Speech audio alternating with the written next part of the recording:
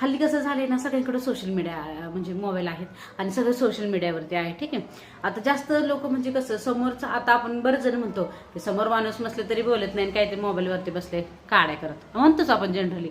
म्हणजे एवढं ऍडिक्ट झालेलं आहे सगळे, म्हणजे असो लहान असो मोठं असो सगळे काही असो. ठीक आहे. तर माझ्या तिच्याकडे बघून असं डोक्यात विचार आला की आता अजून एवढा म्हणजे आता कसं म्हणजे थोडं सोशल मीडिया आहे, समजा 5% सोशल मीडिया आहे. ठीक आहे. एआयचा जमाना निघालेला, आता इथून पुढे अजून काहीतरी नवीन निघणार आहे आणि 10%, 100% पूर्ण आता एआय ऑनलाईन म्हणजे सगळं डिजिटल होणार आहे.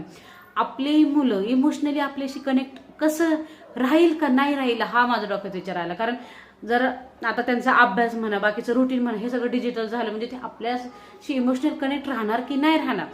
मग माझ्या डोक्यात विचार आला, मी असं विचार करत बसले की काही झालं, म्हणजे मी हे डोक्यात ठरवलं, काहीही झालं तरी माझ्या मुलीला मी इमोशनली कनेक्ट ठेवणारच.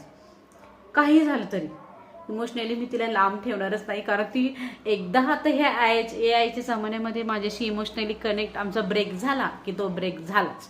त्याच्यामुळं